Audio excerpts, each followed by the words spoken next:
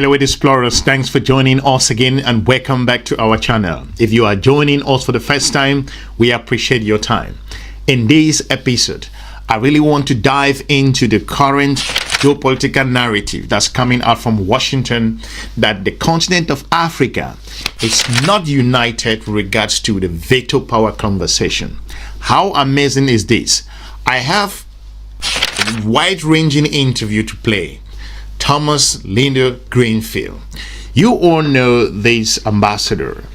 I really want to talk about this because when I listened to that interview, it kept me thinking that what is Africa doing? You guys are not united, and the narrative that the geopolitical partner has at the moment is like there is infighting. So I really want to dive into this because if you don't communicate your strategic engagement on what you are looking for and where does Africa stand, who will be at the United Nations with the voting power, then the geopolitical partners don't know where you stand. Now, this is what she said first before we get ready, and this is just a warm-up. But I don't think the continent is unified on what it will mean to have two permanent seats. You know, I've spoken, Nigeria says it's not a question. Of course Nigeria is going to get one. And South Africa says this is not up for discussion. And then I hear from Ethiopia, we should have always had a permanent seat. We were a victor in World War II. So what are you talking about? Of course, Ethiopia is going to have a permanent seat. And then you have North Africa, that they're part of the AU. They're on the continent. So where does Egypt and Algeria and Morocco fit into this, into what is going to happen? So Africans are going to have to sit in the context of the AU or in the context of the C10 and figure out what it means for them. That's not going to be for me. So the ambassador clearly said that South Africa, Nigeria, Ethiopia, and other countries in North Africa, they are fighting over who will be having the veto power or represent Africa on that particular strategic seat. It kept me worried, like, what's Africa doing? What are you guys up to? Because it appears, despite the momentum that's in place. As world leaders convened at the UN, South African President Cyril Ramaphosa once again called for urgent reform of the UN Security Council. Africa remains unrepresented among the 5 permanent veto-wielding members. 78 years since its formation, the structure of the United Nations Security Council remains largely unchanged. Africa and its 1.4 billion people remain excluded from its key decision-making structures. This cannot continue. The Security Council has not fulfilled its mandate to maintain international peace and security. The UN Security Council must be reformed as a matter of agency. You fail to muster the courage to work on within the African Union, to come out clear, to communicate on the positions where you stand. If you do not say that in the geopolitical engagement, then it goes back to what we say, that you are sending mixed signals to your strategic partners, whether it's in the United Nations, the United States, China, Russia, European Union, Indians, or Middle Eastern partners. The narrative now is that you guys are confused and you are fighting amongst yourself. How devastating is that? And this can keep the conversation. And where does the conversation stand at this stage? It's difficult to know. You see, geopolitics is a brutal game, like I've always said. And if Africa cannot select or pick its battles more carefully, re-strategize from the African Union and engage as one voice, then you continue to hear things like this. The idea of African leadership, I think, is a great segue to one of the other issues that you've been working on at the Security Council, which is the reform of the Security Council and a leadership role for Africans on the Security Council. President Biden, in his first year in office, pledged a permanent seat for an African member state at the Security Council. And just this last year, his last address at the General Assembly, he doubled down, literally doubled down, and offered two-seaters, suggested that there should be 2 permanent seats for African members. Upon some clarification that maybe the United States didn't support those seats having veto power, there was some consternation among African states suggesting that maybe the United States was proposing a kind of second-class standing for Africans at the Security Council. Can you talk about where you have left those negotiations and discussions around the expansion of the Security Council right now, and what your views are on what that should look like? Yeah, look, reform is a process. We're not going to come in and suddenly say thou shalt, and the UN will change in the image of whatever it is that we want. So that process, we move the needle on that process. The Sierra Leonean ambassador said our announcements had a seismic impact on the whole reform discussions. What Africans, the C12 or C10, I think, asked for is 2 permanent seats, 2 additional elected seats, and the veto power. And there has to be another broader discussion, because at that point, 2 permanent seats, 2 additional elected seats, and already 3 elected seats, without knowing what the big picture will look like. How many members of the Security Council will there be? We're at 15 now. So before you decide that one continent is going to have 7, you have to decide what the big picture is going to be. Whether it's going to be 21, if it's going to be 25, whatever the broad number. And that will take place within the text-based negotiations. And that was our second announcement, that we supported something we had not supported before, text-based negotiations that will lead to that process. There was a lot of consternation because we did not announce that we supported the veto power. My message to the C10 was, this is a process. And if you think the process is that your demands will be immediately granted without considering the demands of others, it's just not going to happen. You have to be a part of this process. Take what you have, continue to negotiate for what you want. So I said to them, if you're turning down the 2 permanent seats because the veto power is not there, and it's not our decision in any case, but 2 permanent seats is a big deal. We continue the negotiations to see where the negotiations lead. If you don't want to negotiate, we're stuck where we have been now for more than 10 years, where every single year the IGN comes in, gives a report, and every single one of us walk in the door and give the same speech that we gave the previous year. And we've not moved the needle at all. We're trying to move that needle.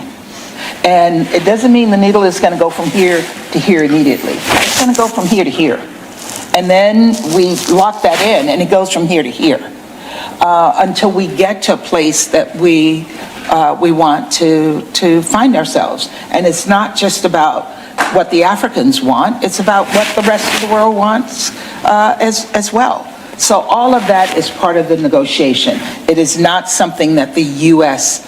on its own will decide. One of the responses I got on our announcement that we supported 2 permanent seats is, yay, that means 1 seat will go to the African Union and 1 seat will be rotating for 10 years. And I went back and said, what's permanent about a rotating seat? And when did the African Union become a member state? Right. Because that's what the Security Council is made of. So it's a discussion. We'll continue that discussion.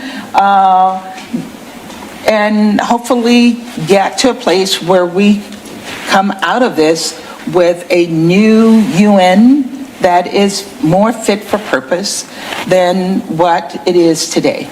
Talking about the momentum, it is just the bitter truth, what she's saying, because I think what they have signaled, what they have felt from the interactions with African delegations from North Africa, from the African Union itself, and major players in the continent, like South Africa, Nigeria, Ethiopia, North African partners, and some strategic countries in the region. The message has been that of disunity. There is no clear communication, except from the president of Sierra Leone, who to an extent came out pretty clear and lashed out to the reason why Africa should sit on that same Security Council and have that veto power so they can make decisions that affect the continent of Africa. It goes back to the question why the ambassador is talking about this, because they have sensed the cracks within the continent of Africa. So it's so easy for the geopolitical partners to identify where the cracks are in the continent. And that's something that the governments and organizations have to work. You got to clear emotions out from this particular engagement, because it's vital for your survival as a body, as a group, as a T10 or whatever it's called in the United Nations. So if you do not figure out how to keep this conversation going about the veto powers, then the veto powers will be used by the major powers to keep manipulating you guys. I think the ambassador has come out pretty clear where they stand and where the United States stands. Do you think that there's both momentum to carry this conversation going forward right now? Is there enough kind of built up momentum there that in your absence, in the absence of people who care about these issues, that it will continue? And are the Africans organized themselves enough around this issue? Is there enough unanimity on the continent to be a driver for this to go forward? No, I'm not going to speak for the continent, although I regularly impose myself as an A3 plus one, and would fight to ensure that my plus one status would be accepted, because I've spent so much of my life on the continent of Africa, and I had a good relationship with the A3. But I don't think the continent is unified on what it will mean to have 2 permanent seats. You know, I've spoken, Nigeria says it's not a question. Of course Nigeria is going to get it. And South Africa says this is not up for discussion. And then I hear from Ethiopia, we should have always had a permanent seat. We were a victor in World War II. So what are you talking about? Of course Ethiopia is going to have a permanent seat. And then you have North Africa, that they're part of the AU. They're on the continent. So where does Egypt and Algeria and Morocco fit into this, into what is going to happen? So Africans are going to have to sit in the context of the AU or in the context of the C10 and figure out what it means for them. That's not going to be for me to decide. It's devastating. But again, I think conversation or interviews like this makes a lot of sense to let the African governments re-strategize on how to engage their strategic partners around the world. By African governments sitting there, giving it to the chin and allowing the message to be read, because the partners are reading Africa now that there's total disunity. These particular interviews don't just go in limbo. They are policy conversation that has taken place. They are very vital discussions that the partners are sitting on a daily basis and reviewing. So if North Africa is talking, Nigeria is talking, Ethiopia is talking about their position, and other South Africa is talking about their position, then they can sense really easily and use that against you and store the process. Don't forget, Donald Trump's coming to power, and he's never going to do anything different. It may even get worse. Talking about moving the needle, as he pointed out, the needle hasn't moved. And these can be used, the disunity aspect, the perception of disunity can be used as an opportunity to stall the process. So, what should Africa do? African governments should go back to the drawing board at the African Union, address this issue, come back at one voice, make your position clear. The rotating conversation, the point she raised, is an essential point. And African Union itself cannot have a veto power at the Security Council. It's not a country. It's kind of a representative body of a continent. So let's not mix apples and oranges in the way we communicate. It is devastating. And this geopolitics is brutal, like I said. So we have to pick our fight clearly and address these issues head on, because this wide-ranging interview that the ambassador is talking about, it's a signal she's sending to Africa that, hey folks, it's not going to be business as usual, because we're leaving office soon and the other guys coming. It might not be the same policy, it might not be supported. I think that Africa should sit up and revisit this issue and come back clear and make their position clear. Let me know in the comment section what you think in regards to this particular interview and why the continent of Africa should take this interview as a conclusive perspective from the United States of America. Leave me a comment. I will be looking forward to meeting you soon in our next episode. Have a good day. Bye-bye.